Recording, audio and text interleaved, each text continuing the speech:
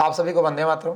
मैं आप सभी को इंट्रोडक्शन निमसेट 2020 के ऑल इंडिया टॉप 10 रैंक और ऑल इंडिया टॉप 20 रैंक के स्टूडेंट के साथ करवा रहा हूँ। इससे उन सभी स्टूडेंट्स को बहुत बेनिफिट मिलेगा, बहुत हेल्प मिलेगा जो निमसेट 2021 के लिए अभी प्रिपेयर कर रहे हैं। साथ में वो स्टूडेंट जो निमसेट 2022 के लिए प्रिपरेशन कर रहे हैं, तो वो आगे की तैयारी कैसे करेंगे, उनको मैथ्स, रीजनिंग, कंप्यूटर, इंग्लिश में क्या टाइम डिवीज़न रखना है, टेस्ट पेपर को कैसे सॉल्व करना है, उनको स्कैनिंग कैसे करना है, डिसीजन मेकिंग क्या होगा, अलॉटमेंट कैसे रहेगा, साथ में पूरी पढ़ने की रणनीति आप ऐसा कैसे बनाएंगे ताकि पूरे दिन का आप यूटिलाइज कर सकें। अगर आपका अभी कॉलेज चल रहा है, फाइनल ईयर चल रहा है, सेकेंड ईयर चल रहा है, तो पढ़ाई के साथ साथ एनआईटी की तैयारी को या जेएनयू बीएचयू जो भी एग्जाम आप देने वाले हैं उसकी तैयारी को कैसे मैनेज करेंगे और कैसे एनआईटी जैसे टफेस्ट एग्जाम में all India top 10 top 20 rank के साथ सिलेक्ट होकर एनआईटी त्रिची, सूरतकल, वारंगल जैसा कॉलेज ले पाएंगे। तो ये इंट्रोडक्शन मैं इसलिए मैंने प्लान किया कि बहुत सारे स्टूडेंट जब तैयारी करते हैं तो उनके साथ सबसे बड़ा चैलेंज होता है कि तैयारी का तरीका क्या होना चाहिए ताकि हम एक सही वे में, सही पाथ में तैयारी करें और उस तैयारी के बाद हमें अचीवमेंट प्रॉपर मिल पाए और हम विद इन ईयर अच्छा अचीवमेंट ले पाएँ। तो आपको इन स्टूडेंट्स से बहुत हेल्प मिलने वाली है कि इनका रिजल्ट आ चुका है और ये ऑलरेडी टॉप 10 और टॉप 20 रैंक में अपनी जगह बना चुके हैं। तो इन्होंने क्या प्लान किया था, क्या स्ट्रेटजी रखी थी, क्या रणनीति रखी थी, किस ढंग से पेपर को सॉल्व किया था, टाइम मैनेजमेंट कैसे रखा था, तो वो अपनी जो उन्होंने अपना अनुभव, अपनी जीवन यात्रा जब बताएंगे तो आपको इससे बहुत मदद मिलेगी। इसमें उन स्टूडेंट को भी बहुत मदद मिलेगी जो अभी 12th अभी क्लियर किया है और बीएससी या बीसीए फर्स्ट ईयर में एडमिशन लिया है और किसी कारणवश उनका आईटी में तैयारी नहीं हो, आईटी में सिलेक्शन नहीं हो पाया था जी मेंस से एडवांस में।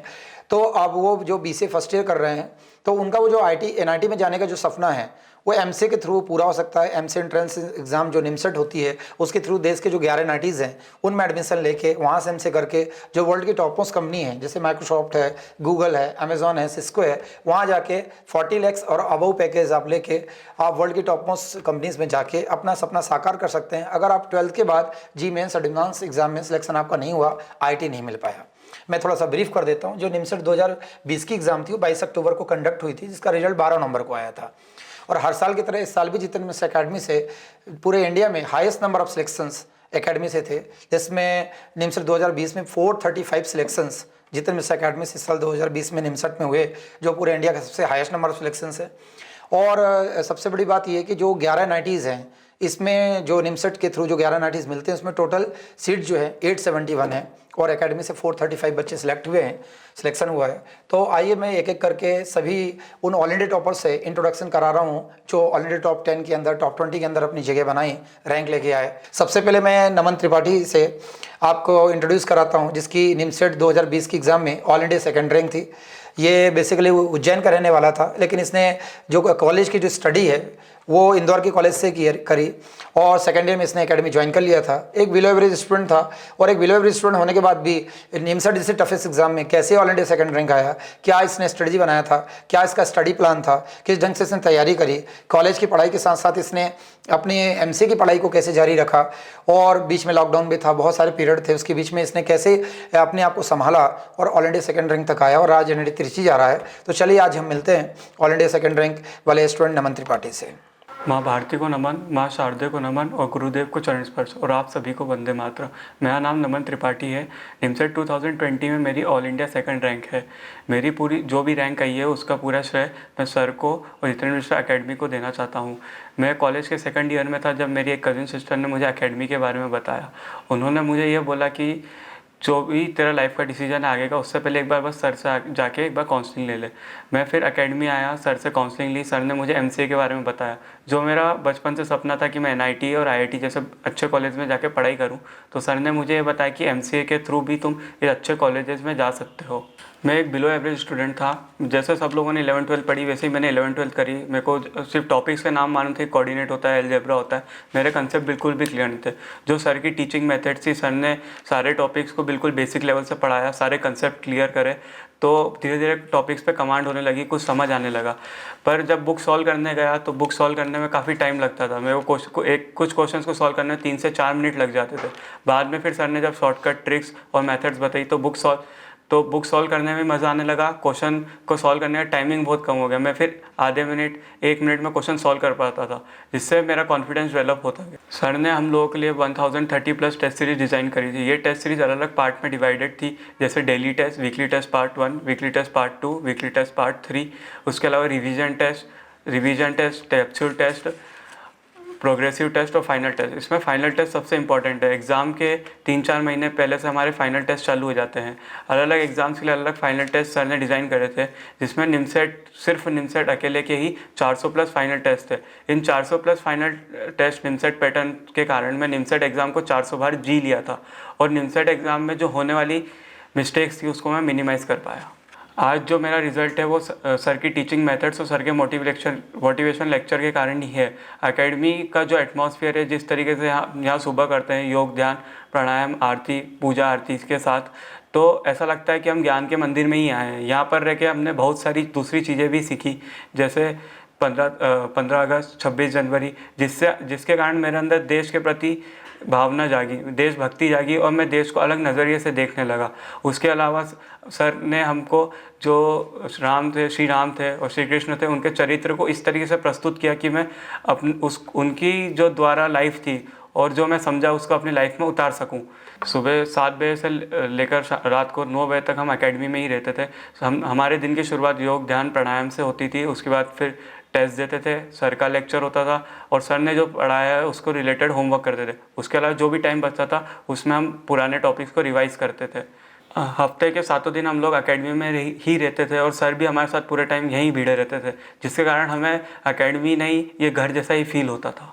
एग्ज़ाम के 2-3 महीने पहले जो फाइनल टेस्ट सीरीज़ चालू हुई थी, उससे मुझे बहुत फ़ायदा मिला। उससे मुझे समझ आया कि मुझे कहाँ इम्प्रूवमेंट की ज़रूरत है। उस साथ ही साथ सर ने जो हमारी पर्सनल काउंसलिंग ली थी, उससे मुझे बहुत बेनिफिट मिला। सर ने मुझे बताया कि जो वीक टॉपिक्स है उसे कैसे कंप्लीट करना है, कैसे जो पुराने टॉपिक्स को रिवाइज़ करना है, और पेपर के लिए सही तरीका क्या है वो बताया। सर ने बताया कि पेपर मैक्सिमम 3 तरीके से आता है, या तो ईजी आएगा, मॉडरेट आएगा, या टफ आएगा। सर ने तीनों टाइप के पेपर के लिए अलग अलग स्ट्रेटेजी बताई, और बताया कि पेपर में इस स्ट्रेटेजी को कैसे फॉलो करना है। इस बार निमसेट 2020 का जो पेपर हुआ था, उसमें मैक्सिमम क्वेश्चन हमारे स्टडी मटेरियल से ही थे। तो मैं पेपर जब देने गया तो मुझे बिल्कुल भी फियर नहीं था, क्योंकि सर ने जिस तरीके से मोटिवेट करा था। ये ज़रूर था कि एग्ज़ाम के 3 दिन पहले मैं बहुत ज़्यादा डर रहा था, तो मैं सर के पास आया। सर ने मुझे समझाया कि डरने की कोई ज़रूरत नहीं, तेरे को जो आता है उसको बस वहाँ जाके अच्छे से करके आना। तो बस सर का और एकेडमी का जो विश्वास था वो लेकर मैं पेपर गया और पेपर सॉल्व करके आया, और रिज़ल्ट आप सबके सामने है। ऑल इंडिया सेकंड रैंक और NIT टीची के साथ साथ में यहाँ से जो देशभक्ति और राष्ट्रभक्ति और अपने चरित्र के अंदर जो विकास है जो लेके जा रहा हूँ, वो बिल्कुल अमूल्य है। सर का जो मिशन है भारत को पुनः विश्वगुरु बनाने का, उसमें मैं थोड़ा सा भी योगदान दे सकूँगा तो मैं अपने आप को सौभाग्यशाली समझूंगा। मैं सर से बस यह प्रॉमिस करता हूँ कि मैं जहाँ भी रहूँगा अपने देश और वतन के लिए काम आ सकूँगा। एट लास्ट मैं जूनियर को यही मैसेज देना चाहता हूँ कि यदि मेरे ऐसा बच्चा जो वीक और कमज़ोर है, निमसेट जैसी एग्ज़ाम में ऑल इंडिया सेकंड रैंक ला सकता है तो कोई भी ला सकता है, पर शर्त यह है कि सर की बातों co dot to dot follow करे और एकेडमी में रहकर अच्छे से पढ़ाई करे। मेरा जो रैंक है उसका पूरा की पूरा क्रेडिट मैं जितेंद्र मिश्रा सर और जितेंद्र मिश्रा एकेडमी को देना चाहता हूँ। वंदे मातरम। चलिए, नमन त्रिपाठी के बाद मैं आपका इंट्रोडक्शन कराता हूं अभिलाष भदौरिया से, जिसकी निमसेट 2020 की एग्ज़ाम में ऑल इंडिया 10th रैंक थी। इसने भी ग्रेजुएशन के साथ साथ ही निमसेट 2020 की एग्ज़ाम की तैयारी अपनी एकेडमी से करी। जब ये सेकेंडरी में था तभी एकेडमी ज्वाइन कर लिया था। तो कॉलेज के स्टडी के साथ साथ निमसेट की प्रिपरेशन कैसे किया, क्या इसकी रणनीति थी, क्या स्ट्रेटजी प्लान था, और पेपर को सॉल्व करने का तरीका क्या था, जिससे निमसेट जैसी टफेस्ट एग्ज़ाम में हाईएस्ट स्कोर ला के ऑल इंडिया 10th रैंक तक आ पाया। और अगर इस स्ट्रेटजी को, इस रणनीति को, इस टाइम मैनेजमेंट को अगर आप समझ पाएंगे तो आप भी अच्छे रैंक से सिलेक्ट हो पाएंगे। गुरुदेव को चरण स्पर्श, माँ शारदे को नमन, और आप सभी को वंदे मातरम। मेरा नाम अभिलाष भदौरिया है। मेरी निमसेट 2020 में ऑल इंडिया रैंक 10th है, और मैं यहीं गुजराती इनोवेटिव कॉलेज इंदौर का स्टूडेंट हूँ। यहाँ से मैंने BCA किया, और मेरी इस ऑल इंडिया रैंक 10th का पूरा क्रेडिट सिर्फ और सिर्फ जितेंद्र मिश्रा सर को जाता है। मुझे जितेंद्र मिश्रा एकेडमी के बारे में अपने फर्स्ट ईयर के टाइम पता चला था, और सेकेंड ईयर के चलते मैंने जितेंद्र मिश्रा एकेडमी ज्वाइन की। और इसके साथ साथ मैं बहुत ही लक्की मानता हूँ कि मुझे जितेंद्र मिश्रा एकेडमी के बारे में पता चला। स्टार्टिंग में मुझे ऐसा कभी भी नहीं लगता था कि मैं इतनी अच्छी रैंक स्कोर कर पाऊँगा या मुझे इतना अच्छा NIT त्रिची जैसा कॉलेज मिल पाएगा, क्योंकि मैं बहुत सारे टॉपिक्स में वीक था। मुझे कभी भी ऐसा कॉन्फिडेंस आता ही नहीं था कि मैं कोई एंट्रेंस एग्ज़ाम भी क्लियर कर सकता हूँ। पर जब मैंने सर से पर्सनल काउंसलिंग ली, उन्होंने मुझे प्रॉपर गाइड किया कि आप कैसे प्रिपरेशन करिए, कैसे अपने टॉपिक वाइज प्रिपेयर कराते हैं यहाँ पे एकेडमी में। वो सब जब मैंने जाना तो मुझे अंदर से कॉन्फिडेंस आया कि मुझे जितेंद्र मिश्रा एकेडमी से प्रिपेयर करना चाहिए, और इसलिए मैंने 7 अक्टूबर से जितेंद्र मिश्रा एकेडमी ज्वाइन की थी 2018 में। और जैसे जैसे मैंने अपना Jitendra Mishra academy time spend किया, मुझ में डे बाय डे इम्प्रूवमेंट होता चले गया, और मेरे जो भी टॉपिक वीक थे उसमें मुझे सर ने बहुत ज़्यादा हेल्प की। और मैं ये मानता हूँ कि अगर किसी का भी कोई भी टॉपिक वीक हो, या फिर उस किसी भी टॉपिक में अगर किसी स्टूडेंट को कॉन्फिडेंस नहीं है, तो इसका सिर्फ एक और एक ही रीज़न है कि अभी तक उस स्टूडेंट को प्रॉपर गाइडेंस नहीं मिली है, और शायद उसे सही टीचर नहीं मिला है जो उसे प्रॉपर समझा सके, बता सके कि इस टॉपिक को कैसे सॉल्व करना है, उसे कैसे हैंडल करना है, किसी भी टफ़ प्रॉब्लम्स को हम किस तरीके से ईज़िली सॉल्व कर सकते हैं। वो प्रॉब्लम्स टफ़ नहीं होती हैं, वो सिर्फ हमारा माइंड होता है जो उन्हें टफ़ बनाता है। अगर आपको सही टीचर मिल जाएगा तो आप भी कभी भी ऐसी कोई प्रॉब्लम फेस नहीं करेंगे लाइफ में। सर की टीचिंग टेक्निक्स से मेरी प्रॉब्लम धीरे धीरे आसान होती चली गई। सर ने हर एक टॉपिक को बेसिक लेवल से लेकर एडवांस लेवल तक बहुत अच्छे से एक्सप्लेन किया। सर की शॉर्ट ट्रिक्स से इतनी हेल्प मिली मुझे कि मैं क्वेश्चन को हमेशा लिमिटेड टाइम के अंदर सॉल्व कर पाता था। पहले ऐसा नहीं था, अगर हम मेथड लगाते थे तो हमेशा हमें टाइम लगता था, पर जब सर ने प्रॉपर हमेशा टॉपिक को एक्सप्लेन करा, उनकी शॉर्ट ट्रिक्स समझाई, तो उससे हमें ऐसा लगा कि हाँ अब हम कर सकते हैं ये जो एग्ज़ाम है क्लियर। हमें ये सब कॉन्फिडेंस सिर्फ उसी वजह से आया जब सर ने हमें ये सब टॉपिक्स अच्छे से एक्सप्लेन करे।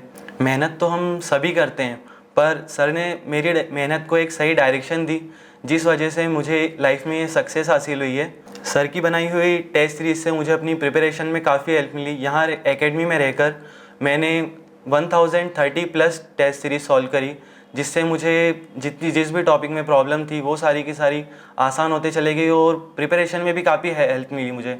कभी ऐसा डे बाय डे इम्प्रूवमेंट ऐसा आता गया कि हर रोज़ हम यहाँ पे टेस्ट देते थे, daily test series, weekly test series, final test series, revision test series, capsule test series. यहाँ पर इतनी टेस्ट सीरीज़ हैं जिनसे हमें इतनी हेल्प मिलती है। अगर हमारा टॉपिक कोई पिछड़ भी जाता है तब भी हम उसे इतना अच्छे से बेहतर तरीके से कवर कर सकते हैं यहाँ पे रहकर, उनकी प्रॉपर टेस्ट सीरीज से, सर के वापस रिवीजन लेक्चर्स से। यहाँ पे हम किसी भी टॉपिक में ऐसा है कि एग्ज़ाम आने तक हमें ऐसा लगा नहीं कि हमारा कोई भी टॉपिक वीक रहा है। सर ने हमें सभी टॉपिक के लिए इतने अच्छे से प्रिपेयर करवा दिया था कि हमें अंदर से कॉन्फिडेंस आता चले गया है, जिससे हम एग्ज़ाम को क्लियर कर पाए। मैं घर पर रहकर पहले कभी भी 2 घंटे 2.5 घंटे इससे ज़्यादा बैठकर मैंने कभी भी पढ़ाई नहीं की थी, पर एकेडमी में जब मैं आया तो पता नहीं धीरे धीरे यहाँ बैठकर पूरा दिन बैठकर मुझे पढ़ने की आदत कैसे लगती चली गई, मुझे भी कुछ समझ नहीं आया। मतलब सब हो जाता है यहाँ पे अगर आप करो तो। यहाँ का एटमॉस्फेयर ही थोड़ा अलग है। यहाँ पे रहकर आपको ऐसा कभी लगेगा नहीं कि आप कहीं और बैठे हो, आपको हमेशा अपना घर जैसा ही लगेगा। जब आप यहाँ बैठ के आप प्रिपरेशन करोगे पूरे दिन, आपको कभी भी कोई प्रॉब्लम नहीं होगी। रोज़ सुबह आकर मैंने एकेडमी में योग, ध्यान, प्राणायाम ये सब किए, जिनसे मुझे अपने माइंड कंट्रोल में बहुत हेल्प मिली। जब भी मेरा माइंड टफ सिचुएशन में कभी अटक जाता था या फिर मुझे सोचने में प्रॉब्लम होती थी, उससे योग, ध्यान, प्राणायाम से वो धीरे धीरे दूर होते चले गई। मैं अच्छे से अपना माइंड कंट्रोल कर पाया, और जिससे मुझे निमसेट एग्ज़ाम में काफ़ी हेल्प मिली। जे में ज्वाइन करने से पहले कुछ लोग मुझे हमेशा बोलते थे कि वहाँ पर अगर तू पूरा दिन रहेगा तो अपने कभी प्रिपरेशन कैसे कर पाएगा, BCA पे कैसे ध्यान दे पाएगा, तू अगर पूरा दिन वहाँ बैठेगा तो कभी ऐसा ना हो कि तू निमसेट तो क्लियर कर ले पर कभी तेरे BCA में 60% ना बने। तो ये सारी प्रॉब्लम्स जो बाहर के मुझे लोग बोलते थे वो सब मैंने सर से डिस्कस करी, और सर ने काउंसलिंग में मुझे समझाया कि ऐसी कोई प्रॉब्लम नहीं है। सर ने ये सारा कन्फ्यूज़न मेरा काउंसलिंग में दूर किया और मुझे समझाया यहाँ पे। और यहाँ पर मैंने डेली BCA को भी 2 घंटे दिए, जिससे मेरे BCA में भी बहुत अच्छे परसेंटेज बने। और निमसेट की प्रिपरेशन के साथ साथ मैं कॉलेज का भी यहाँ पे 2 घंटे पढ़े, और यहाँ से कॉलेज जाने के लिए भी जब भी मुझे रिक्वायरमेंट पड़ी, यहाँ से 3-4 दिन जैसा भी मुझे कॉलेज जाने की रिक्वायरमेंट थी, सर से परमिशन लेकर हम कॉलेज जा सकते थे। और एग्ज़ाम लीव भी यहाँ पे हमेशा मुझे मिली है। जब भी एग्ज़ाम आने वाली रही है, मुझे एग्ज़ाम की बेहतर प्रिपरेशन के लिए हमेशा ऐसे एग्ज़ाम लीव मिली है, जिससे मुझे कभी भी ऐसा एग्ज़ाम में फ़ील नहीं हुआ कि मेरी एग्ज़ाम बिगड़ गई या BCA में थोड़ा मेरे कम परसेंटेज बनेंगे। हमेशा मैंने BCA को भी यहाँ साथ साथ अच्छे से मैनेज कर सका। वो सिर्फ और सिर्फ जितेंद्र मिश्रा एकेडमी के कारण ही मैनेज कर पाया हूँ प्रॉपरली, जिससे मैंने BCA के लिए भी अच्छे से पढ़ाई की और निमसेट के लिए भी साथ ही साथ मैंने बहुत अच्छी पढ़ाई की। जितेंद्र मिश्रा एकेडमी में रहकर मैंने BCA की पढ़ाई और निमसेट की पढ़ाई के साथ साथ और भी बहुत कुछ सीखा। यहाँ पर मैंने अपने राष्ट्र को बहुत बेहतर तरीके से जाना। मैंने सिर्फ ऐसी एकेडमी अपनी लाइफ में पहली बार ही देखी थी कि जहाँ पर हम सिर्फ अपनी पढ़ाई के साथ साथ अपनी मॉरल वैल्यूज़ को भी डेवलप करते थे और राष्ट्र को भी हम अच्छे से जानते थे। सिर्फ यही एकेडमी मुझे मिली जहाँ पर हमने शहीदों की श्रद्धांजलि से और पुण्यतिथि सभी हमने यहाँ पर मनाई। आखिर में मैं यही कहना चाहूँगा कि ये जो मेरी ऑल इंडिया रैंक 10th है निमसेट 2020 में, इसका पूरा का पूरा क्रेडिट सिर्फ और सिर्फ जितेंद्र मिश्रा सर को जाता है और जितेंद्र मिश्रा एकेडमी को जाता है। मैं जो भी आज लाइफ में बन पाया हूँ उसका रीज़न सिर्फ और सिर्फ जितेंद्र मिश्रा सर ही हैं। उन्हीं की वजह से आज मैं यहाँ खड़ा हूँ और आपके सामने ये सब बोल रहा हूँ। और अंत में मेरा जूनियर के लिए सिर्फ यही मैसेज है कि अगर आप सही समय रहते जितेंद्र मिश्रा एकेडमी ज्वाइन कर लेते हैं और यहाँ पर डिसिप्लिन फॉलो कर लेते हैं और सर जैसा जैसा बोल रहे हैं उन्हें डॉट टू डॉट अगर फॉलो कर लेते हैं, तो जिसके चलते एक मेरे जैसा नॉर्मल बच्चा भी अगर all India rank 10th score कर सकता है तो फिर दुनिया का कोई भी बच्चा कर सकता है। Thank you so much sir. वंदे मातरम। इसके बाद मैं आपका इंट्रोडक्शन कराता हूँ जयश्री चौधरी से, जिसकी निमसेट 2020 में ऑल इंडिया 12th रैंक है। ये होलकर साइंस कॉलेज की थी और इसने ग्रेजुएशन के साथ साथ ही अपनी एकेडमी ज्वाइन कर लिया था जब ये सेकेंडरी में थी। तो इसने जो कॉलेज की पढ़ाई के साथ साथ अपनी एकेडमी में कैसे निमसेट की तैयारी करा और जितने भी सब्जेक्ट्स हैं निमसेट के, एनआईटी के, जैसे मैथ्स है, रीजनिंग है, कंप्यूटर, इंग्लिश है, इसको कैसे प्रॉपर ध्यान दिया कि इसने अपनी कॉलेज की पढ़ाई भी बरकरार रखा, वहाँ भी अच्छे परसेंटेज बनाए और साथ में निमसेट जैसे एग्ज़ाम में ऑल इंडिया 12th रैंक लेके आई। सबसे बड़ी बात यह कि जब एग्ज़ाम का दौर होता है, ग्रेजुएशन की एग्ज़ाम चल रही होती है, उस दौरान कॉलेज को हम कैसे मैनेज करें ताकि यहाँ जितनी भी हमने पढ़ाई करी है वो पढ़ाई हमारी लूज़ ना हो और दोनों को मेनटेन करके चलें। और इसके अलावा जो टाइम मैनेजमेंट जो पेपर में था, एनआईटी के पेपर में सबसे ज़्यादा इंपॉर्टेंट होता है टाइम मैनेजमेंट। 120 क्वेश्चंस 120 मिनट में सॉल्व करने होते हैं। तो इतने हाईएस्ट स्कोर अचीव करना, टाइम मैनेज करना, स्पीड और एक्यूरेसी के बीच में बैलेंस बना के रखना। साथ में सबसे बड़ा चैलेंज होता है कि आप टाइम लिमिट के अंदर जो क्वेश्चन कर रहे हैं वो क्वेश्चन करेक्ट भी होना चाहिए। तो कैसे अपनी गलतियों को, मिस्टेक्स को एलिमिनेट कर पाए, ये बहुत अच्छे ढंग से आपको समझाएगी। साथ में आपको सबसे ज़्यादा बेनिफिट उन बच्चों को मिलेगा जब ये कॉलेज में स्टडी कर रहे हैं लेकिन अपनी कॉलेज की पढ़ाई को मैनेज करने में उनको डिफ़िकल्टीज इसलिए फेस करनी पड़ती है कि वो जब एमसीए की ज़्यादा स्टडी करते हैं तो कॉलेज की स्टडी इफेक्ट होती है और कॉलेज की स्टडी करते हैं तो एमसीए की स्टडी इफेक्ट होती है। तो दोनों के बीच में ब्रिज कैसे बनाया जाए वो आपको जानने का मौका मिलेगा और शायद आप इसको फॉलो करेंगे तो आपको बहुत हेल्पफुल रहेगा आपकी स्टडी में, आपकी पढ़ाई में और आपकी निमसेट की तैयारी में। माँ शारदेव, माँ भारती को नमन, गुरुदेव को चरण स्पर्श और सभी को वंदे मातरम। मेरा नाम जयश्री चौधरी है। मैंने निमसेट 2020 में मेरी ऑल इंडिया रैंक 12th है। मैंने होलकर साइंस कॉलेज से बीएससी किया है। सेकेंड ईयर के साथ ही मैंने 7 अक्टूबर को जितेंद्र मिश्रा एकेडमी ज्वाइन की थी। मैं हमेशा से एक एवरेज स्टूडेंट हूँ, मतलब किसी भी सब्जेक्ट में मेरे कोई एक्स्ट्रा कमांड नहीं थी। मैथ्स और रीजनिंग में भी कोई अच्छी कमांडिंग नहीं थी।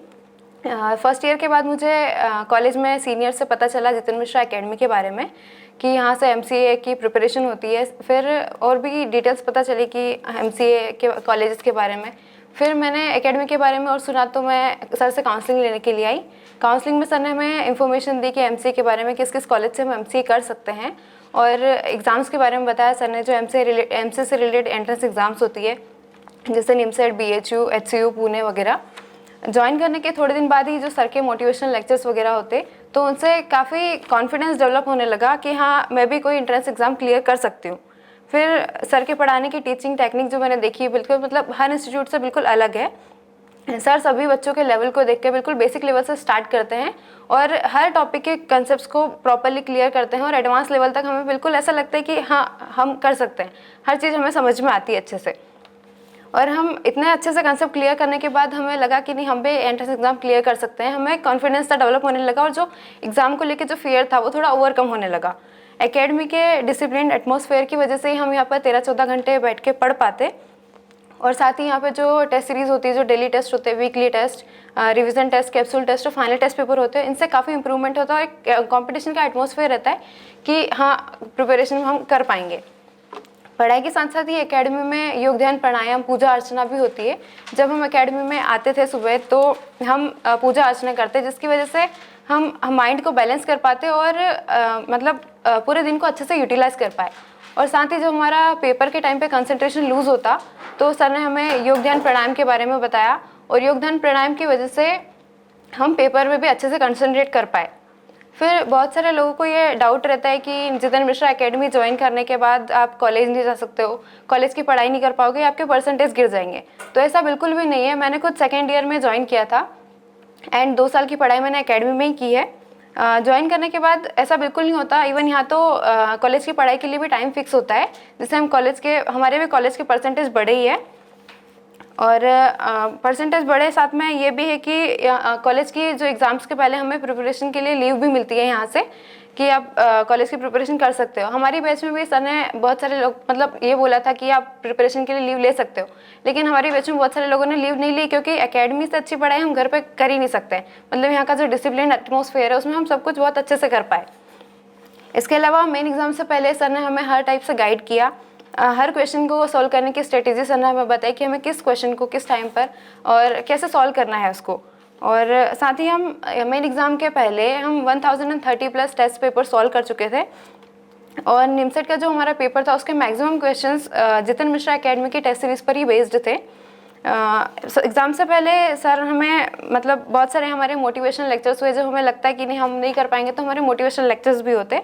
इवन सर ने हमारी पर्सनल काउंसलिंग भी लेते, सर हमसे बात करते और हमें बताते कि हमें अपने वीक टॉपिक को हम कैसे स्ट्रॉन्ग कर सकते हैं, हमें कैसे पढ़ना है, सब कुछ सर ने हमें बताया। ऑल इंडिया रैंक 12 के साथ मैं यहाँ से मतलब बहुत कुछ सीख के जा रही हूँ। पढ़ाई के साथ साथ JMA हाउस में यहाँ बहुत सारी कल्चरल और पैट्रियोटिक एक्टिविटीज़ भी होती है। जैसे हमने रिपब्लिक डे सेलिब्रेशन हुआ, हनुमान जयंती मनाई हमने, बसंत पंचमी सेलिब्रेशन हुआ और उसके साथ बहुत सारी चीज़ें। और इन सब के साथ हमने जो मोरल वैल्यूज़ यहाँ से सीखी, हमारे देश के लिए, हमारे नेशन के लिए जो हमारी ड्यूटीज़ हमें पता चली। और यहाँ से मैं एक मतलब डिसिप्लिन लाइफ लेकर जा रही हूँ जो कि एक स्टूडेंट के लिए बहुत मैटर करती है। एट लास्ट मैं यही कहना चाहूँगी कि अगर मेरे जैसी एवरेज स्टूडेंट अगर कोई ऑल इंडिया मतलब लेवल की एग्ज़ाम को निकाल सकती है तो कोई भी कर सकता है। बस हमें और जितिन मिश्रा एकेडमी एक ऐसी प्लेस है जहाँ से कभी कोई खाली हाथ नहीं जाएगा और यहाँ हर बच्चा टॉप कर सकता है। और बस फॉलो करना है तो यहाँ पर सर की स्ट्रेटेजीज़ को और जो एकेडमी की डिसिप्लिन को फॉलो करना है। आज जो भी मेरा रैंक है, जो भी मेरी रिजल्ट है, वो सिर्फ और सिर्फ जितिन मिश्रा एकेडमी की वजह से है। आज मैं इवन जो कुछ भी हूँ वो सिर्फ और सिर्फ जितिन मिश्रा सर की वजह से। Thank you so much sir. Jayashree Chaudhary के बाद आपका इंट्रोडक्शन मैं शुभम शर्मा से कराता हूँ, जिसका निमसेट 2020 की एग्ज़ाम में ऑलरेडी 16th रैंक थी। इसने भी ग्रेजुएशन के साथ साथ ही निमसेट की तैयारी एकेडमी से की और जब ये सेकेंडरी में था तो ये एकेडमी ज्वाइन कर लिया था। ये भी होलकर साइंस कॉलेज का स्टूडेंट था। इसमें खास बात ये थी कि ये इसके अंदर फियर थोड़ा ज़्यादा था एग्ज़ाम को लेके, टेस्ट को लेके। तो टेस्ट में इसके अटैम्प्ट तो ज़्यादा होते थे, लेकिन अटैम्प्ट के साथ साथ ये मिस्टेक भी उसी रेशियो में करता था। तो कैसे अपनी गलतियों को इसने एलिमिनेट किया, गलतियाँ एलिमिनेट करने के साथ साथ स्पीड और एक्यूरेसी के बीच में बैलेंस कैसे बनाया। सबसे मैक्सिमम बच्चों के साथ ये प्रॉब्लम ये होती है कि किसी एग्ज़ाम की तैयारी के कई बार वो बहुत अच्छा कर लेते हैं, लेकिन एग्ज़ाम फियर के कारण जब एग्ज़ाम में अपीयर होते हैं तो वो उतने अच्छे क्वेश्चन नहीं कर पाते, उतने अटैम्प्ट नहीं हो पाते और ड्यू टू फियर वो एग्ज़ाम का पेपर बिगाड़ लेते हैं। तो सेम प्रॉब्लम इसके साथ थी और बहुत हद तक इसकी काउंसलिंग लेने के बाद ये चीज़ों को मैंने एलिमिनेट करने की कोशिश किया और एलिमिनेट भी हुआ। और लास्ट टाइम तक ये फियर कैसे एलिमिनेट करके पाया, कैसे अपने डर को ओवरकम किया और एग्ज़ाम निमसेट जैसे टफेस्ट एग्जाम में ऑलरेडी 16th रैंक लेके आ पाया। इसकी पूरी जीवन यात्रा कैसी थी, एकेडमी की JMA की जर्नी कैसी थी, वो अभी आपको एक्सप्लेन करके बताएगा। तो आप जैसे बहुत सारे ऐसे बच्चों को बहुत हेल्प मिलेगी जिनके साथ ये प्रॉब्लम है। माँ भारती को नमन, माँ शारदे को नमन, गुरुदेव को चरण स्पर्श एवं आप सभी को वंदे मातरम। मेरा नाम शुभम शर्मा है। मेरी निमसेट 2020 में ऑल इंडिया रैंक 16 है। मैंने अपनी निमसेट की प्रिपरेशन जितिन मिश्रा एकेडमी से की है। साथ ही मैंने अपना graduation Holkar science college Indore से कंप्लीट किया है। मैं एक बहुत ही बिलो एवरेज स्टूडेंट था। मुझे एकेडमी के बारे में अपने एक सीनियर से पता लगा। फिर मैं सर के पास आया और मैंने सर से काउंसलिंग ली तो सर ने मुझे बताया कि निमसेट किन किन कॉलेजेस से हो सकती है। सर ने मुझे NIT, JNU, BHU, SU सारे कॉलेजेस के बारे में बताया। फिर मैंने प्रिपरेशन स्टार्ट की। सर की जो टीचिंग टेक्निक है उससे मेरी प्रिपरेशन में काफ़ी हेल्प हुई। सर के जो 18 सालों का जो एक्सपीरियंस था, सर ने वो अपना पूरा पेपर में डाला और हमें डिफरेंट पेपर्स कराए, जिससे हमें काफ़ी हेल्प हुई। सर ने डेली एंड वीकली बेसिस पे कई पेपर बनाए, जैसे डेली टेस्ट, वीकली टेस्ट। ये इनकी संख्या 1030 है, जिससे हमारी काफ़ी हेल्प हुई है। ये जो टेस्ट है ये डेली बेसिस और वीकली बेसिस पे हमारे टॉपिक्स को स्ट्रॉन्ग करने के लिए काफ़ी हेल्पफुल रहे हैं। सर ने लास्ट के लिए रिवीजन टेस्ट, फाइनल टेस्ट बनाया। जब हम निमसेट की एग्ज़ाम में गए तब हम वहाँ पे जो पेपर जो सॉल्व कर रहे थे वो हमें हमारा निमसेट का पेपर जैसा ही लगा। सर की जो टीचिंग टेक्निक थी वो भी हमारे लिए काफ़ी हेल्पफुल रही। सर ने हमें शॉर्ट ट्रिक्स बताई जिससे हम पेपर को टाइम लिमिट के अंदर सॉल्व कर पाए। अकेडमी के बारे में ऐसा काफ़ी रूमर्स फैलाए जाते हैं कि सर काफ़ी स्ट्रिक्ट है और अकेडमी काफ़ी स्ट्रिक्ट है, लेकिन ये स्ट्रिक्टनेस नहीं, ये डिसिप्लिन है। क्योंकि डिसिप्लिन से ही एक ऑल इंडिया टॉपर निकल सकता है। आपको भी पता होगा कि एक डिसिप्लिन स्टूडेंट ही काफ़ी अच्छी रैंक स्कोर कर सकता है। अकेडमी में जो भी सर बताते हैं, जो भी हमें एडवाइस करते हैं डिसिप्लिन को फॉलो करने के लिए, वो हमें करना चाहिए। वैसे ही हम लोगों ने भी किया और हमारी अच्छी रैंक आई है। अकेडमी में जो कल्चरल और रिलीजियस फेस्टिवल होते हैं उससे हमें काफ़ी हेल्प मिलती है। इससे हमारे अंदर पढ़ाई के साथ साथ राष्ट्र प्रेम और देश प्रेम की भावना भी जागती है और स्टूडेंट काफ़ी मोटिवेट होते हैं। इन सभी कल्चरल और रिलीजियस फेस्टिवल का मेरे लाइफ पे भी काफ़ी इफेक्ट हुआ। अकेडमी के एक रिजल्ट का एक बड़ा कारण यहाँ का डिसिप्लिन और लाइब्रेरी सीटिंग भी है। अकेडमी के बारे में काफ़ी ऐसे रूमर्स फैलाए जाते हैं कि सर हमें कॉलेज नहीं जाने देते हैं, लेकिन ऐसा बिल्कुल भी नहीं है। मैं खुद होलकर कॉलेज से हूँ और मुझे जितनी भी दिन कॉलेज जाने की रिक्वायरमेंट थी सर ने अकेडमी से जाने दिया। एग्ज़ाम के लिए लीव भी दी ताकि जिससे मैं अपनी अच्छी प्रिपरेशन कर पाया और मेरा एग्रीगेट भी अच्छा बना। साथ ही निमसेट पे भी सर ने फोकस करने के लिए हमें कहा कि आप अकेडमी में ही रहकर 2 घंटे यहाँ कॉलेज की पढ़ाई कर सकते हो, जिससे निमसेट की भी अच्छी प्रिपरेशन हुई और कॉलेज का भी हमारा अच्छा एग्रीगेट बन पाया। सर ने फाइनल टेस्ट सॉल्व करने के लिए हमें अलग अलग टेक्निक्स बताई, अलग अलग स्ट्रेटजीज बताई। सर ने हमें बताया कि सिंपल पेपर को कैसे सॉल्व करना है, मॉडरेट पेपर में क्या टेक्निक्स लगनी चाहिए और टफ पेपर हो तो हमें क्या अप्रोच रखनी है। सर ने डिफरेंट लेवल के पेपर को कराया, जिससे जब हम निमसेट में गए तो हमें बिल्कुल भी फियर नहीं था। हमें पहले ही पता था कि हम हर टाइप के पेपर को सॉल्व कर चुके हैं, तो जिससे हमें पेपर सॉल्व करने में कोई फियर नहीं हुआ। सर ने स्पीड के साथ साथ हमें एक्यूरेसी मेंटेन करना भी सिखाया। सर ने हमें सिखाया कि अगर हमें कोई भी प्रॉब्लम आ रही हो तो हम अपने माइंड को कैसे बैलेंस कर सकते हैं। इसके लिए सर ने हमें साल भर योग, ध्यान, प्राणायाम आदि चीज़ें सिखाई, जिससे हम अपने माइंड को बैलेंस कर पाए। जेएमए से आज मैं केवल एक अच्छी रैंक नहीं बल्कि मॉरल वैल्यूज़ भी सीख के जा रहा हूँ। और आखिरी में मैं जूनियर को यही मैसेज देना चाहूँगा कि आप सही टाइम पे आकर जेएमए को ज्वाइन कर लें, ताकि आप भी उससे अच्छी रैंक हासिल कर सकते हैं। मैं एक बहुत ही बिलो एवरेज स्टूडेंट था और मेरी जो ऑल इंडिया 16 रैंक है ये मेरे लिए काफ़ी बड़ी बात है, लेकिन अकेडमी के लिए कोई बड़ी बात नहीं है। तो मैं आपको यही एडवाइस करूँगा कि आप सही टाइम पे कोचिंग ज्वाइन कर लें और सर की बातों co dot to dot follow करें, जिससे आपकी भी एक अच्छी रैंक आ सकती है। और मैं अपनी इस रैंक का पूरा श्रेय सर को देना चाहूँगा। Thank you so much sir. वंदे मातरम। इन सभी स्टूडेंट जिनका मैंने इंट्रोडक्शन अभी कराया, इन सभी बच्चों में कॉमन बात यह थी कि सभी एवरेज और बिलो एवरेज स्टूडेंट थे। अब एक क्वेश्चन आता है दिमाग में कि जहन में एक बात हर बच्चे के आता है कि अगर कोई बच्चा टॉप 10 रैंक के अंदर है, टॉप 20 रैंक के अंदर है या ऑल इंडिया टॉपर है, तो हर बच्चे के दिमाग में आता है कि बहुत आउटस्टैंडिंग स्टूडेंट रहा होगा, 11-12 में इसके परसेंटेज बहुत हाई रहे होंगे और पढ़ने में बहुत अच्छा होगा। जबकि इन्होंने अपने पूरी जीवन यात्रा इन्होंने बताई कि किस ढंग से इन्होंने तैयारी करी, जेएमए की जर्नी क्या थी और कैसे इन्होंने पढ़ाई करी। और इनमें से आपने देखा कि हर बच्चा अपनी जो एक्सपीरियंस शेयर कर रहा था, तो इसमें कोई भी बच्चा एवरेज और बिलो एवरेज ही था, कोई भी बच्चा आउटस्टैंडिंग नहीं था। तो इसमें हर बच्चों को एक मैसेज मिलता है कि वो बहुत सारे स्टूडेंट जो इस डर के कारण कई बार एग्ज़ाम की तैयारी नहीं करते, बहुत सारे एग्जाम के फॉर्म नहीं भरते, कि उनको वो अपने को अलग ही कैडर में काउंट करते हैं, कि उनको ऐसा लगता है कि इंटेलिजेंट लोग अलग ही बना करते हैं, वो अलग ही होते हैं, वो डिफरेंट होते हैं। कई बार एग्जाम्पल घर में भी दिया जाता है कि इंटेलिजेंट लोग गॉड गिफ्टेड होते हैं, ऐसा कुछ नहीं है। यहाँ वो सभी भ्रम टूटते हैं। इस एकेडमी में बहुत सारे ऐसे, जैसे 2019 की मैं बात करूं तो 2019 में एक बच्चे की ऑल इंडिया 6th रैंक थी, वो कॉमर्स बैकग्राउंड का था। कॉमर्स बैकग्राउंड होने के बाद भी उसकी ऑल इंडिया 6th रैंक थी।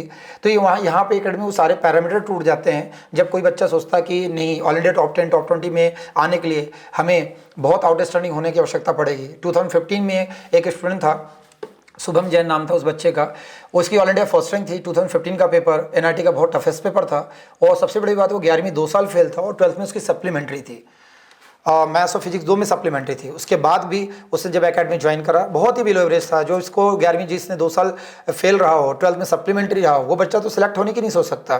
पर उसकी 2015 में ऑल इंडिया टॉपर बना, फर्स्ट रैंक थी अपने एकेडमी से। उसी बैच में एक लड़की थी पूजा सबनानी, उसकी ऑल इंडिया 3rd रैंक थी, वो बायो बैकग्राउंड की थी और लगभग 3 से 3.5 महीने जब अपने एकेडमी ज्वाइन किया तो उसके माइनस में नंबर आते थे, इवन 0 मार्क्स भी नहीं आते थे, माइनस में। धीरे धीरे लगातार प्रैक्टिस करती गई और इंप्रूवमेंट होता गया। कहते हैं ना, करत करत अभ्यास के जड़मती होत सुजान, रसरी आवत जात है सिल पर होत निशान। तो ये प्रैक्टिस है। अब सवाल ये उठता है कि सर अगर ये बिलो एवरेज बच्चे इतना अच्छा परफॉर्म कर पाते हैं, एक क्वेश्चन हर बच्चे के जहन में आता है कि सर एनआईटी हो, जेएनयू हो, बीएचयू हो, पुणे हो, पूरे हिंदुस्तान का, पूरे इंडिया का 90% 80% रिजल्ट जितने मिश्रा अकेडमी से होता, तो उसके पीछे क्या रीज़न है? ऐसा क्या होता है कि सारे पूरे इंडिया के सभी रिजल्ट 80 से 90% जितने मिश्रा अकेडमी से होते हैं, चाहे वो एनआईटी की एग्ज़ाम हो, जेएनयू की एग्ज़ाम हो?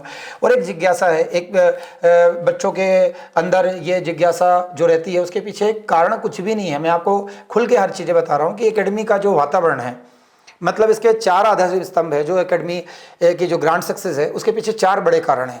पहला कारण एकेडमी की गुरुकुल शिक्षा पद्धति। मैंने एकेडमी में कुछ नहीं करा। एकेडमी वही गुरुकुल शिक्षा पद्धति लागू करने की कोशिश की है जो आज से 5000 साल पहले भगवान श्री कृष्ण के समय थी, जब अपने भगवान श्री कृष्ण मथुरा छोड़ के गुरु सांदीपनी के आश्रम उज्जैन आए थे शिक्षा प्राप्त करने के लिए। आज से 7000 साल पहले भगवान श्री राम के समय गुरुकुल शिक्षा पद्धति थी, जहाँ भगवान श्री राम अयोध्या छोड़ के भगवान गुरु वशिष्ठ के यहाँ गए थे शिक्षा प्राप्त करने के लिए। नहीं, नारायण को गुरु की क्या आवश्यकता है, नारायण को गुरुकुल की क्या आवश्यकता है, लेकिन गुरुकुल और गुरु वो व्यक्ति होता है जो नर को नारायण बना सकता था। सवाल ये उठता है कि भगवान राम या राजा दशरथ आदेश दे सकते थे, राजा दशरथ गुरु वशिष्ठ को शिक्षा के लिए अयोध्या आ सकते थे गुरु वशिष्ठ, पर ऐसा बिल्कुल नहीं हुआ और ना ही आदेश उन्होंने दिया। तो सवाल उठता है कि अगर गुरुकुल भगवान राम नहीं जाते तो हमें राम नहीं मिल पाते। कहते हैं विद्यार्थी को 5 लक्षण में एक लक्षण गृह त्यागी भी है, तो शास्त्रों में भी गृह त्यागी विद्यार्थी का एक लक्षण है। विद्यार्थी के 5 लक्षण बताए गए हैं शास्त्रों में। कागचेष्टा बकुल ध्यानम श्वान निद्रा तथैव च अल्पहारी गृह त्यागी विद्यार्थी 5 लक्षणम। विद्यार्थी के 5 लक्षण में काग चेष्टा, कौवे के समान चेष्टा होनी चाहिए। कौवे की ऐसी चेष्टा होती है कि अगर बच्चे के हाथ से रोटी छीन के ले जाता है, ऐसी चेष्टा होती है। विद्यार्थी की चेष्टा भी ऐसी होनी चाहिए। काग चेष्टा बकुल ध्यान, बकुले के समान ध्यान होना चाहिए। बगुला क्या करता है, बहती हुई पानी में से मछली, बहती हुई मछली को उठा के खा जाता है। इतना हाईली कॉन्सेंट्रेट होकर वो देखता रहता है। ऐसा कॉन्सेंट्रेशन विद्यार्थी का पढ़ाई के प्रति होना चाहिए। श्वान निद्रा तथैव च, श्वान मतलब होता है कुत्ता। आप देखना कहीं कुत्ता सोया हुआ है और आप चल रहे हैं तो आपके कदमों की वाइब्रेशन से वो कुत्ता वहाँ पे उड़ जाता है, मतलब जागते हुए सोता है कहते हैं। तो विद्यार्थी को इस ढंग से सोना चाहिए। अध्ययन के वक्त उसका बिहेवियर ऐसा होना चाहिए। स्वानिद्रा तथा च अल्पहारी भोजन जो है गरिष्ठ भोजन नहीं करना चाहिए, तामसी भोजन नहीं करना चाहिए, सात्विक भोजन करना चाहिए, हल्का भोजन करना चाहिए ताकि आलस्य से वो दूर रहे। काकचेष्टा बकलु ध्यानम श्वान निद्रा तथैव च अल्पहारी गृह त्यागी, ग्रह को परित्याग करने वाला होना चाहिए, क्योंकि क्रोध और मोह शिक्षा में 2 बड़े बाधक होते हैं। और जब तक हम घर में रहते हैं तो क्रोध से भी हम परे नहीं रह सकते, मोह से भी हम परे नहीं रह सकते। इसलिए पहले ये गुरुकुल शिक्षा पद्धति का प्रावधान था। अब तो घर में जैसे नल खोलो और पानी आ जाता है, वैसे शिक्षा आ रही है। तो जब नल खोलो और पानी आ रहा है तो पानी की वैल्यू नहीं होती है। जब 300 किलोमीटर दूर या 100 किलोमीटर दूर या 150 किलोमीटर दूर जाके जब व्यक्ति पानी लेके आता है, चल के आता है, तो उस पानी की वैल्यू अलग होती है। और नल खोलो पानी आता है तो कितनी बर्बादी होती है, इसकी वैल्यू अलग होती है। शिक्षा का साथ यही स्वरूप हो गया है कि घर घर शिक्षा जब उपलब्ध हो गई है। एक समय था जब भगवान श्री कृष्ण, भगवान श्री राम शिक्षा प्राप्त करने गुरुकुल गए थे, तब रामायण हुआ था। एक समय था जब गुरु द्रोणाचार्य खुद जाके हस्तिनापुर में शिक्षा देने चले गए थे, ट्यूशन पढ़ाना चालू कर दिए थे, तब महाभारत हो गई थी। तो सभी समय की बात है। तो गुरुकुल शिक्षा परंपरा का ये एडवांटेज और डिसएडवांटेज है। तो यही मैंने गुरुकुल शिक्षा पद्धति देने का प्रयास किया है, जहाँ सुबह बच्चे आते हैं तो पहले योग होता है, ध्यान होता है, प्राणायाम होता है, पूजा अर्चना होती, माँ भगवती शारदा की आराधना होती, माँ भारती की आराधना होती है, शहीदों को नमन किया जाता है, शहीदों को याद किया जाता है, शहीदों के जयकारे लगते हैं ताकि बच्चों में राष्ट्र प्रेम, देश प्रेम का भी संचार हो। उसके बाद बच्चे 2 घंटे यहाँ टेस्ट देते हैं। टेस्ट देने के बाद फिर इनको मैं क्लासेस लेता हूँ। क्लास लेने के बाद का 3 घंटे का होमवर्क रहता है। मेरी क्लास में जो मैंने पढ़ाया उसको 3 घंटे बच्चे को यहीं करना है, मेरी नज़रों के सामने, ताकि बच्चा ईमानदारी से करे। उसके बाद 2 घंटे उसके बाद टेस्ट होता है और बच्चे समय में जितना मैंने पिछला पढ़ा दिया बच्चे यहाँ पे रिवीजन करते हैं। इस दौरान लंच का टाइम भी होता है, वर्षों का टाइम भी होता है। और जो बच्चे कॉलेज वाले स्टूडेंट हैं, जिनको कॉलेज की नीड होती है, रिक्वायरमेंट होती है, वो मुझसे परमिशन लेके कॉलेज भी जाते हैं। और जिन बच्चों को कॉलेज की नीड नहीं होती, वो कॉलेज की स्टडी 2 घंटे एकेडमी में रह के पूरी करते हैं। एग्जाम के समय इनको कॉलेज की छुट्टियाँ भी दी जाती है। कई सारे बच्चों में भ्रम रहता है या कोई रिमर्स कई सारे फैलाते हैं कि हम वहाँ जाएंगे तो कॉलेज की स्टडी कैसे करेंगे। तो मुझे पता है जब तक आपका ग्रेजुएशन क्लियर नहीं होगा तो एमसीए में अच्छी रैंक लाके भी क्या करोगे। तो दोनों की पढ़ाई को मैं पैरेलल कैसे करना है उसका गाइडेंस मैं देता हूँ। तो 2 घंटे डेली यहाँ कंपलसरी कि आपकी कॉलेज की स्टडी भी करोगे। अगर आपकी कॉलेज की अटेंडेंस की नीड है तो यहाँ से परमिशन मिलती है। इवन एग्जाम के दौरान छुट्टी मैं देता हूँ, लेकिन बहुत सारे बच्चे छुट्टी नहीं लेते हैं, अपने ग्रेजुएशन की तैयारी भी, एग्जाम की तैयारी भी यहीं करते हैं। तो पहला जो मैंने बोला 4 आधार स्तंभ जो एकेडमी के सफलता के हैं, वो पहला है अपना गुरुकुल शिक्षा पद्धति। दूसरी यहाँ की टीचिंग टेक्निक। मैंने महसूस किया है कि अपने यहाँ आने वाले मैक्सिमम बच्चे कई बार MP board, UP board, Bihar board और हिंदी मीडियम वाले बच्चे होते हैं, साथ में बिलो एवरेज स्टूडेंट होते हैं, क्योंकि वो कई सारे बच्चे IIT IEEE में ट्राई करते हैं, उनका सिलेक्शन नहीं होता, वो पहले ही बहुत डिमोटिवेटेड होते हैं। तो ये इन बातों को ध्यान रखते हुए और कई सारे मेरे यहाँ नॉन मैथ्स वाले बच्चे भी आते हैं, कोई बायो बैकग्राउंड है, कॉमर्स है, आर्ट्स है, एग्रीकल्चर है, इस बैकग्राउंड के बच्चे भी एकेडमी के अंदर ज्वाइन करते हैं। तो उस बात को ध्यान रखते हुए मैं बिल्कुल बेसिक लेवल से लेकर एडवांस लेवल तक बारीक से बारीक कंसेप्ट को हर बच्चों को इस ढंग से मैं क्लियर करता हूँ, तो कि उसमें कमज़ोर से कमज़ोर जो स्टूडेंट है अपने आप को स्ट्रांग पाता है। इंपॉर्टेंट मेरे लिए कभी ये नहीं रहता कि मेरे यहाँ से ऑलरेडी फर्स्ट रैंक से लेकर टॉप 10 टॉप 20 रैंक आ जाए। इंपॉर्टेंट ये है कि अगर मेरे यहाँ 500 स्टूडेंट हैं तो उनमें से अगर एक भी स्टूडेंट रह जाता है, अगर सिलेक्शन नहीं होता है, तो मुझे उससे बहुत ज़्यादा दुख होता है कि मेरे भले 499 बच्चे सफल हो गए पर एक बच्चा रह गया, तो वो दुख, वो तकलीफ मेरे लिए बहुत ज़्यादा है, वो पीड़ादायक होता है। ऐसा लगता है हर बच्चा सफल होना चाहिए, हर बच्चे का रिजल्ट आना चाहिए। आज लॉकडाउन के कारण बहुत सारी स्थिति ऐसी बनी कि बच्चे दूर थे एकेडमी से, 5 महीने तक लॉकडाउन था, लॉकडाउन अभी भी लगा हुआ है, तो बच्चों तक वो सुविधा, वो सारी चीज़ें वो नहीं उपलब्ध हो पाई, क्योंकि गुरुकुल शिक्षा पद्धति के कारण जो इनका रिजल्ट्स बहुत बेहतर आ रहा था, दूर होने के कारण वो घर में अपने सेल्फ डिसिप्लिन को मेंटेन नहीं कर पाए। और हालांकि ये स्थिति अलग थी, और लेकिन ये है कि जितना भी उनको मैंने गाइड किया, जितना भी कर पाए, उसके हिसाब से इनका रिजल्ट बहुत अच्छा इन्होंने लाया। और 435 सिलेक्शंस भी अभी तक का जो भी जितने भी सिलेक्शंस हुए हैं उनके सबसे हाईएस्ट नंबर सिलेक्शंस इनके 435 बहुत अच्छे सिलेक्शंस हैं। इस साल जो भी रिजल्ट्स है उनके हिसाब से बहुत बेहतर था। तीसरा सबसे महत्वपूर्ण जो आधार स्तंभ है एकेडमी की सफलता का, वो है यहाँ का टेस्ट सीरीज़ जो मैंने डिज़ाइन किया है, बहुत सोच समझ के, मतलब बैकबोन बोल सकते हैं एकेडमी का, कि अपने पूरी मैंने जितनी भी 20 साल की मेहनत है वो पूरी मैंने टेस्ट सीरीज़ में डाल दी है। और बहुत साइकोलॉजिकल यहाँ की टेस्ट सीरीज़ को मैंने प्लान किया कि पहले मैंने यहाँ पे डेली टेस्ट होता है, डेली क्लास होती है तो डेली टेस्ट भी होता है, फिर वीकली टेस्ट होता है। तो डेली टेस्ट से डेली का इंप्रूवमेंट बच्चा चेक करता है कि मेरे अंदर डेली का इंप्रूवमेंट कितना हुआ। वीकली पेपर से एक वीक में जितना भी मैंने पढ़ा दिया है उसके ऊपर टेस्ट होता है। तो उस टेस्ट में पूरे स्टूडेंट्स के बीच में एक स्टूडेंट का क्या परफॉर्मेंस है वीकली बेसिस पे वो चेक करता है। अगर उसको लगता है कि पिछले टेस्ट वीकली पेपर मेरी 15th रैंक थी, अभी 20th है या 35th है, तो अपना इंप्रूवमेंट करता है। अगर लग रहा है कि पिछले वीकली पेपर मेरी 10th रैंक थी और अभी 2nd है, 3rd है, तो वो देखता है कि किन कारणों से मेरी रैंक बढ़ी, तो और इंप्रूवमेंट लाता है। तो वीकली बेसिस पे उसको रैंक अपडेट होती है, तो इससे उसकी पढ़ाई में बहुत ज़्यादा इंप्रूवमेंट होता है।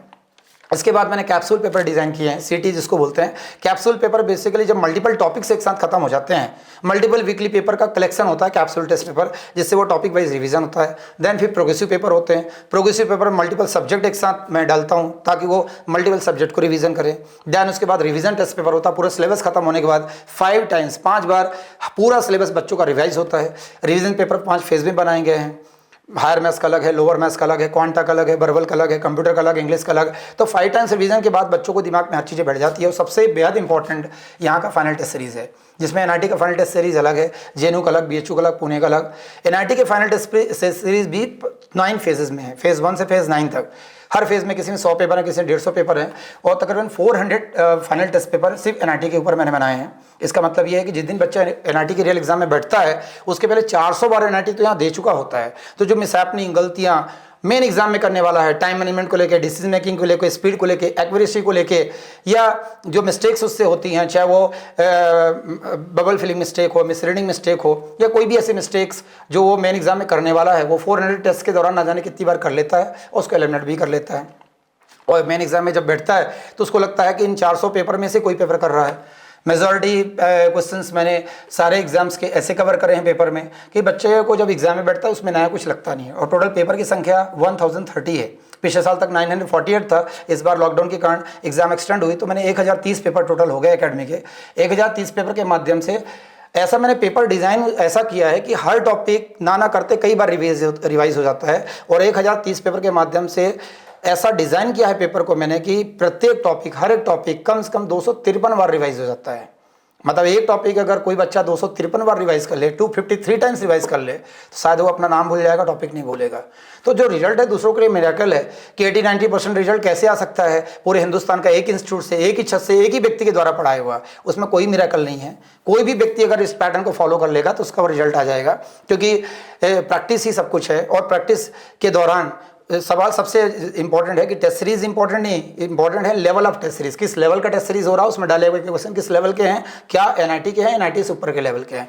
तो मैं एनआईटी का जो टेस्ट सीरीज है हमेशा एनआईटी से अबव लेवल डिजाइन करता हूँ। मेरा मानना यह है कि अगर कोई बच्चा यहाँ पे अगर 100 किलो का वजन उठा लेगा कोई बच्चा, तो 100 किलो का वजन उठाने वाला यहाँ बच्चा वहाँ जाके 10 किलो का वजन तो उठा ही लेगा। तो इंपॉर्टेंट है कि जब टफ पेपर में प्रैक्टिस अच्छी हो जाएगी तो वहाँ आसान लाइफ के पेपर को वो क्रैक कर लेगा। साथ में इजी, मॉडरेट, टफ जितने भी लेवल के पेपर आते हैं उन सभी को ध्यान में रखते हैं easy paper, moderate level, tough level के अलग अलग फेजेस हैं जो फेज़ 1 से लेके फेज़ 9 तक डिज़ाइन किया गया है। इस बार मेजॉरिटी पेपर अपने फेज़ 7 के ऊपर बेस्ड था और देखा जाए तो 120 क्वेश्चन जो एनआईटी में आए थे उसमें 118 क्वेश्चन अपने अकेडमी के टेस्ट पेपर के ऊपर थे। तो तीसरा आधार इस सब मैंने आपको बताया कि जो आप पेपर के ऊपर है। चौथा ये है कि जो शॉर्टकट ट्रिक्स हैं, मेन एग्जाम में सबसे ज़्यादा स्टूडेंट को प्रॉब्लम आती है टाइम मैनेजमेंट की। 120 क्वेश्चन 120 मिनट में करना है, 1 मिनट में एक क्वेश्चन करना है। मेथड के थ्रू अगर कोई बच्चा जाता है तो उसको 5 से 7 मिनट लगते हैं क्वेश्चन में।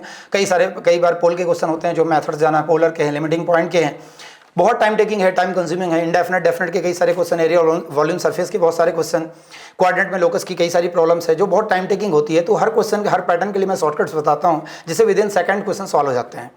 तो इनसे बच्चों को बहुत हेल्प मिलती है कि टाइम लिमिट के अंदर न सिर्फ पेपर सॉल्व होता है बल्कि अटेम्प्ट भी बहुत हाईएस्ट होते हैं और हाईएस्ट रैंक के साथ सिलेक्ट होते हैं। और इसके बाद सबसे बड़े महत्वपूर्ण जो भूमिका है, इसके बाद जो चौथा है आधार स्तंभ कि स्टूडेंट्स, या पांचवा जो आधार स्तंभ है कि स्टूडेंट जब मेन एग्जाम के लिए जाते हैं तो सबसे ज़्यादा उनको जो फील होता है एग्जाम टेम्परामेंट की, वो इस एग्जाम के माहौल को अडॉप्ट नहीं कर पाते और एग्जाम हॉल में वो घबरा जाते हैं।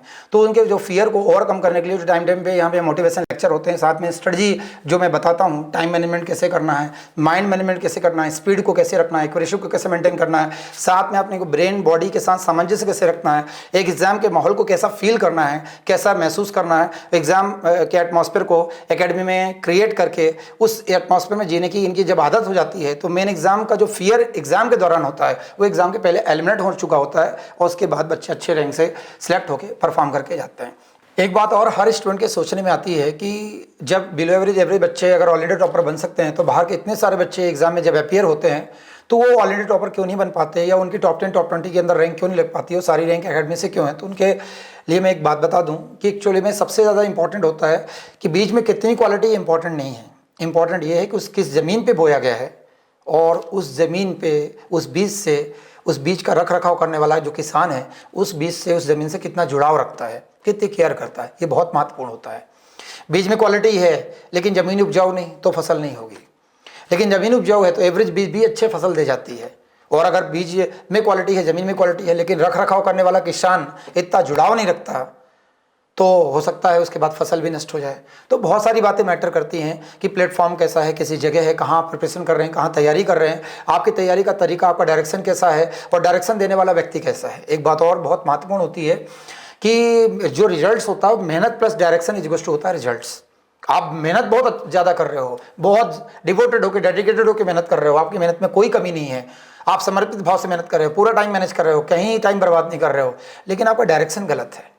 डायरेक्शन देने वाला जो व्यक्ति है, आपका मेंटर है, आपका गुरु है, या आपको जो भी डायरेक्शन दिखा रहा जो व्यक्ति है वो व्यक्ति सही डायरेक्शन नहीं दिखा पा रहा है तो आप लक्ष्य तक कभी नहीं पहुंच पाओगे। उदाहरण के तौर पे खजराना मंदिर पास में 1 किलोमीटर दूर खजराना मंदिर है, आपने किसी व्यक्ति से रास्ता पूछा तो रास्ता इधर की जगह इधर बता दिया, तो आप 100 किलोमीटर भी चल जाओ, 1000 किलोमीटर भी चले जाओ या पूरी ज़िंदगी चलते रहो, आपको मंदिर कभी नहीं मिल पाएगा। आप मेहनत तो कर रहे हो, बल्कि दुगनी मेहनत कर रहे हो, बल्कि 4 गुनी मेहनत कर रहे हो, पर आपने डायरेक्शन गलत चुन लिया तो मंदिर तक नहीं पहुंच पाओगे। तो ये बात बहुत महत्वपूर्ण है इन सभी बच्चों के लिए। मैं इसलिए समझा रहा हूँ कि कई बार ऐसा होता है कि बहुत मेहनत करने के बाद जब असफलता हाथ लगती है तो व्यक्ति टूट जाता है और उसको लगता है सफलता मेरे भाग्य में नहीं है, या ऐसा उसको लगता है कि मेरी मेहनत में कोई कमी रह गई, या सिलेक्ट होने वाले बच्चे, सफल होने वाले बच्चे, ऑल इंडिया टॉप 10 टॉप 20 या त्रिची सूरतकल वारंगल जाने वाले बच्चे कुछ अलग ही कैडर के होते हैं, जबकि ऐसा बिल्कुल नहीं है। अगर ऐसा होता तो अपनी एकेडमी में बायो कॉमर्स आर्ट्स बैकग्राउंड वाले बच्चे ऑल इंडिया टॉपर कभी नहीं बनते, क्योंकि मैथ्स वाला कोई बच्चा एनी टाइम उनसे ज़्यादा बेटर होता है। तो ये सबसे ज़्यादा इंपॉर्टेंट होती है कि आप मेहनत तो कर रहे हो लेकिन आपको डायरेक्शन देने वाले व्यक्ति प्रॉपर नहीं है, वो खुद कंफ्यूज है या उसको डायरेक्शन देना आता ही नहीं है, तो आप लक्ष्य तक नहीं पहुंच पाओगे। और डायरेक्शन देने वाला व्यक्ति अगर प्रॉपर है और आप मेहनत नहीं कर रहे हो तो भी लक्ष्य तक आप नहीं पहुंच पाओगे। तो मेहनत प्लस डायरेक्शन इक्वल्स टू होता है रिजल्ट, ये भी एक कारण है। उसके अलावा सबसे ज़्यादा महत्वपूर्ण ये होता है कि आप जब मेहनत आप कर रहे हैं तो मेहनत करने की दिशा प्रॉपर होने के साथ साथ आप सत्य और धर्म के मार्ग में चल के ही कहते हैं सफलता प्राप्त की जा सकती है, क्योंकि सत्य और धर्म के मार्ग में आप नहीं चलेंगे, अगर आपको सफलता मिल गई तो सफलता कभी भी आपके कल्याणकारी नहीं होगी। कहते हैं जहाँ सत्य है वहाँ श्री कृष्ण है और जहाँ श्री कृष्ण वहाँ विजय है। एकेडमी को सफलता मिलने का सबसे बड़ा कारण ये है कि हर बच्चों को मैं एक ही प्रेरणा देता हूँ कि हमें सदैव सत्य और धर्म के मार्ग में चल के ही आपको शिक्षा प्राप्त करनी है, और जो मार्ग सत्य और धर्म के मार्ग में नहीं है, जो दिशा सत्य और धर्म के मार्ग से परे है, उस दिशा में अगर सफलता मिलती भी हो तो तुच्छ है हमारे लिए। तो वो सबसे महत्वपूर्ण बात ये भी है। तो यही रीज़न है एकेडमी के सफलता का, अभी सफलता का। और सबसे बड़ी ये है कि पढ़ाई के साथ साथ मैं हर एक प्रत्येक बच्चों में नैतिक चरित्र ज्ञान का विकास करने की कोशिश करता हूँ, ताकि वो एग्ज़ाम में सफल होने के साथ साथ अपने जीवन के एग्ज़ाम में भी सफल हो। और जब व्यक्ति के अंदर नैतिक चरित्र ज्ञान का विकास होगा तो शिक्षा लोगों और समाज कल्याण में काम आएगी। कहते हैं आपकी योग्यता आपको शीर्ष पे पहुँचाती है और चरित्र वहाँ बनाए रखता है। तो आपका जब चरित्र उज्जवल होता है तो आप जिस मुकाम पे होते हैं उस मुकाम पे न सिर्फ आप बने रहते हैं बल्कि और ग्रोथ करते हैं। लेकिन अगर आपकी योग्यता आपको शीर्ष पे पहुंचा दी, आपने चरित्र खो दिया, तो लूज कैरेक्टर लूज ऑल, तो सब कुछ खो देते हैं। तो बहुत सारी चीज़ें जो पढ़ाई के दौरान में गीता के 18 अध्याय पढ़ाई के दौरान ही मैं ख़त्म कर देता हूँ। रामायण के सारे प्रसंग को पढ़ाई के माध्यम से, कोऑर्डिनेट, कैलकुलस, अलजेब्रा, स्टैट के माध्यम से भौतिक जीवन से जोड़ के इस तरह समझाने का प्रयास करता हूँ कि स्टूडेंट्स को वो सारी बातें जब समझ में आती है। कितना संघर्ष भगवान श्री राम ने किया, 14 वर्ष वनवास में रहे, माँ सीता का हरण होने के बाद भी वो किन किन लोगों से सहायता लिया, उन्होंने धैर्य बनाए रखा। तो जब कोई बच्चा हताश से परेशान होता है, संघर्ष करते समय कई बार असफलता मिलती पेपर्स में, तो भगवान राम के संघर्षों को याद करके वो उसके अंदर बड़ा सात्विक भाव आता है और फिर भिड़ जाता है कि हमारे प्रभु ने इतना संघर्ष किया तो हमें तो इतना संघर्ष करना चाहिए। वो 14 वर्ष अभिमन्यु को जब याद करता है कि 14 वर्ष का बालक अभिमन्यु जब कौरव सेना से अकेले भिड़ गया था और मेरी उम्र तो 20 साल है, 21 साल है, तो मैं क्यों इस लक्ष्य से भिड़ नहीं सकता, इन झंझावातों से क्यों मैं 4 हाथ नहीं कर सकता।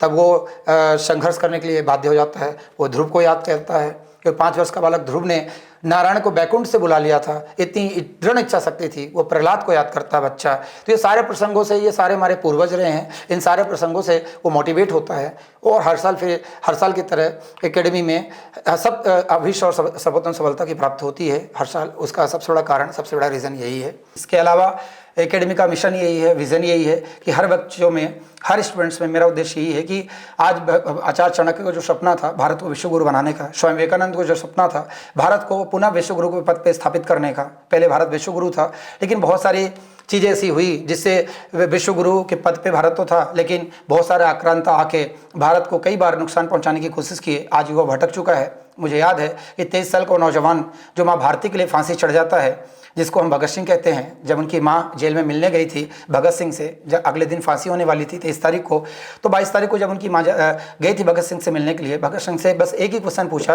कि बेटा मैं तेरे को दूल्हा बनना देखना चाहती थी और आज तू फांसी चढ़ने वाला है, मेरी अरमान रह गए। तो भगत सिंह का जो जवाब था सुनिएगा कि भगत सिंह ने अपनी माँ से बोला कि तू न रोना कि तू है भगत सिंह की माँ, मरकर लाल तेरा मरेगा नहीं। अरे डोली चढ़कर तो लाते हैं दुल्हन सभी, हंसकर कोई फांसी चढ़ेगा नहीं।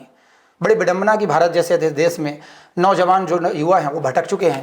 आज दुर्व्यसन नशे में इतने लिप्त हो गए हैं कि देश राष्ट्र तो बहुत दूर की बात है, वो अपने आप को भूल गए हैं, अपने जन्मदाता अपने माता पिता को भूल गए हैं। बड़ा एक प्रश्नवाचक चिन्ह है कि ऐसी शिक्षा किस काम की होगी, चाहे हम IIT से प्राप्त कर लें, NIT से प्राप्त कर लें, उच्च शिक्षण संस्थान से शिक्षा प्राप्त करने के बाद जब युवा नशे में लिप्त रहते हैं, अपने आप को भूल जाते हैं, हमारे देश हमारे राष्ट्र के प्रति उनकी भावनाएं वो नहीं होती जो होनी चाहिए थी। कई जगह जब ऐसा सुनने में आता है कि वो देश और राष्ट्र के प्रति वो भावनाएं जो उनको हर युवा में होना चाहिए, हर राष्ट्र प्रेमी के साथ साथ हर देश के वासी के अंदर होना चाहिए, वो युवा के अंदर नहीं है, क्योंकि स्कूल कॉलेज सभी जगह लगभग खोसा गया वो सारी चीज़ें। वो देने का मैंने प्रयास किया है और मैंने बच्चों को यही शिक्षा देता हूँ कि यहाँ से निकलने के बाद वो चाहे NITs में रहें, IIT में रहें, JNU में रहें, BHU में रहें, देश के किसी भी शिक्षण संस्थान में रहें, अपने राष्ट्र को जीवित रखें, राष्ट्र को स्थापित करें और वहाँ से शिक्षा प्राप्त करने के बाद अपने देश अपने समाज के कल्याण में उनकी शिक्षा कार्य आए, तब शिक्षा किसी काम का है।